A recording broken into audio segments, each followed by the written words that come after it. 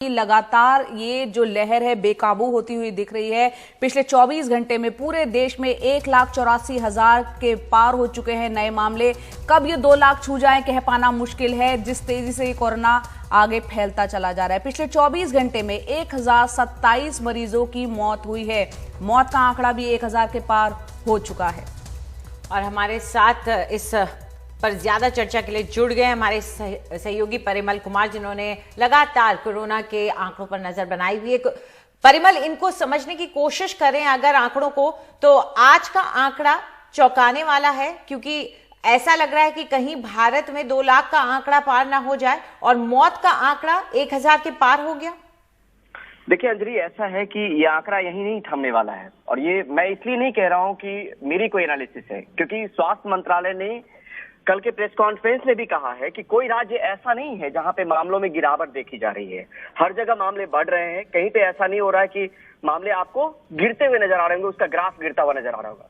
तो 2 लाख कोई बड़ी बात नहीं है। 2 लाख या 3 लाख या 4 लाख ये भी कोई बड़ा आंकड़ा नहीं होगा अगर रोजाना हम छुएंगे इसको, क्योंकि ये बार बार ये कहा जा रहा है कि स्ट्रिक्ट मेजर्स लेने की जरूरत है, वो राज्य सरकारों के स्तर पे भी, लोगों के स्तर पे भी, क्योंकि अगर वही एक जरिया है जिसके जरिए हम वायरस की चेन ऑफ ट्रांसमिशन को तोड़ सकते हैं, नहीं तो दूसरा कोई उपाय नहीं है हमारे पास कि हम इसको तोड़ सकते हैं। 5 महीने बाद आज जो आंकड़ा आया है डेथ के मामले में, वो सबसे ज्यादा है।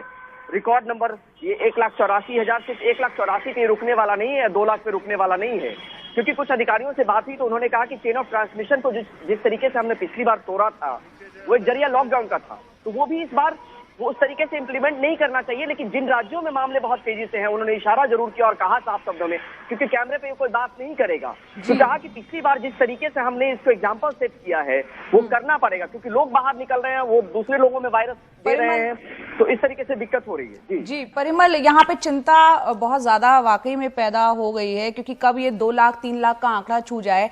आपसे समझना चाह रहे हैं, डेली ये प्रेस कॉन्फ्रेंस भी की जाती है कि ये जो वैक्सीनेशन प्रोग्राम की, एक बार फिर से मैं वही सवाल पूछूंगी, कुछ दिनों पहले पूछा था कि क्या सरकार की तरफ से कोई आंकड़े हैं? 11 करोड़ लोगों को वैक्सीन लगी है और ये आंकड़ा जो 1,84,000 के पार हो चुका है, ये इनमें से कितने लोगों को क्या वैक्सीन किसी को लगी है, नहीं लगी है? उस आंकड़े के बारे में आप बताएं।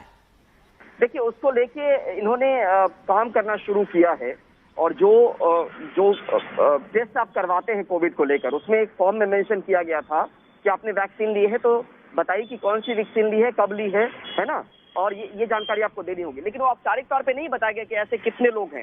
लेकिन ये बात साइंटिफिक तौर पे जरूर कहा है इन लोगों ने कि अगर वैक्सीन आपने ली है तो आपके जान पर नहीं बनेगी, आप बहुत ज्यादा गंभीर रूप से बीमार नहीं होंगे, तो ये चीजें जरूर कही गई औपचारिक तौर पर। लेकिन यहाँ पर ये समझना होगा अंजलि कि जो ये आंकड़े हैं ना, वो अभी फिलहाल रुकते हुए, कहीं थमते हुए नजर नहीं आ रहे हैं। और अगर आपको महीने के हिसाब से, बहुत कम वक्त लूंगा मैं, महीने के हिसाब से बताऊं तो जनवरी में करीब 4,80,000 मामला आया था, फरवरी में 3,50,000 के आसपास, मार्च में कुल मामले जो आए थे 10,25,000 के आसपास, और अभी अप्रैल के 12 दिनों में, 14 दिनों में जो आंकड़े आए हैं वो 17,24,000 के आसपास है। तो आप अनुमान लगा लीजिए किस कदर तेजी से मामले बढ़ रहे हैं। लोग इस बात को लेकर चिंतित हैं कि उनको हॉस्पिटल में बेड नहीं मिल रहा है। दिल्ली जैसे शहर में केंद्र सरकार उस सिलसिले में कुछ काम नहीं कर रही, क्योंकि पिछली बार हमने देखा था कि जगह जगह अमित शाह ने भी एक जगह उद्घाटन किया था जहां पे 10,000 बेड के आसपास की बात थी, बुराड़ी में बेड बनाए गए थे। उस तरीके का सपोर्ट केंद्र की तरफ से राज्य को इस बार नहीं मिल रहा है। बहुत ज्यादा चिंता की बात होगी जिस तरह से आप बता रहे कि महीना दर महीना ये नंबर बढ़ रहे हैं।